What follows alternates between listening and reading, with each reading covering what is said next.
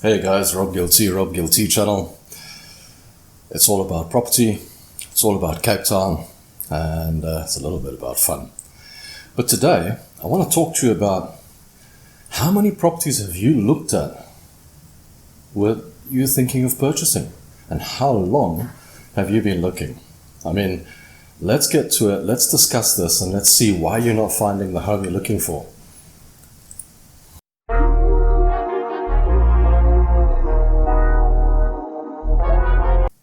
So yeah, you've been looking and you've been looking for a long time. This is a subject that I've been thinking of for a while now. Why are people looking for houses or homes or properties for such a long time? What's going down? Hey, it's Coffee with Rob. Let's have some coffee. You know, and I've boiled it down to the following. It's not because of style or the way it looks or anything to that effect. I think it's got a lot to do with the price. And here's the thing. You're looking for a home, and especially a person that was renting. Let's say you were renting for 14,000, 15,000 Rand a month. Now you've looked at it and said, well, you know, if I purchase a home for 1.7, 1.8, I can pay almost the same and own my own home. So I know I'm going to go and look for a home for 1.7, 1.8 million in this beautiful area that I'm living in, number one. And I want a double garage and a pool, and I want this and a pit, and the list goes on. Okay? Because you've been renting this. Not realizing that that's not actually available in the area you're looking in. Okay, so for example, you're not going to find a 3-bedroom home, double garage, or anything down on the beach for under 2 million Rand. But that's what people's requirements are.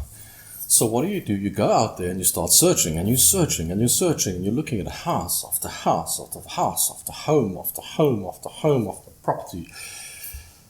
And you start thinking of building one because you're just not finding what you want. But that's even more expensive than buying one. So guys, you've got to look at reality. You've got to come down and look at reality. Sellers are not stupid, buyers are not stupid. So, you know, at the end of the day, this is a property transaction. And you've got to look at the value of the property that's on the go at the moment and what people are paying and what the value is. A seller will not give their property away, even if they're desperate. They would rather hold on to it as long as possible, okay?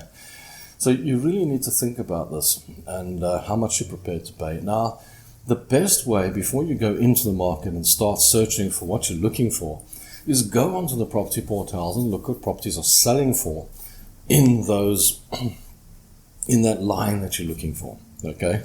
In that sort of size that you're looking for, in that sort of location that you're looking at. And then you can look within 10% of the asking price either way. But if you want to get the house, you're going to have to be pretty close to asking in many cases, because we as property consultants are trying to price the houses as close as possible to the reality at the moment, because it's just, for example, myself, it's not worth my time taking on a property, putting the hours into a property. That's just too expensive because nobody's going to come and buy it. So I don't. I'm looking for properties that are priced correctly, that are in the right price range. So, yeah, you might come to me with an offer that's 10 or 15% out. You might still not get the house because it's just off the mark. So you've got to look on the mark, right? A lot of people coming from other towns, other locations, don't understand the value of properties in, for example, this location. And then they get here and they're quite taken aback when they can't find a property on the beachfront that suits their needs, that that's in that price range or whatever the case. So I just thought I'd say, you know, don't go and look at 80. If you haven't found a house in a year and you've been looking at 50 houses, 80 houses, 20 houses, something's wrong. Something's wrong, and it's you. There's something wrong on your side. You know, you've really got to think about how much you're prepared to pay. And you're looking for a needle in a haystack. You know, these houses don't fall out the sky, and you've got to become real with what you're prepared to offer. Now, if you can only afford 1.7 million Rand, okay? If that's it, if that's your line, then look at the locations you can afford to purchase in for the size you want to buy.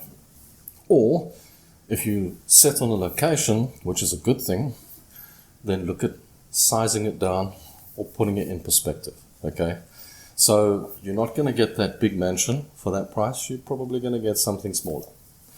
And accept that and look at that. It might not have all the bells and whistles, but you'll get in that location and the value will grow and you'll be in the market and you can grow with the market, right?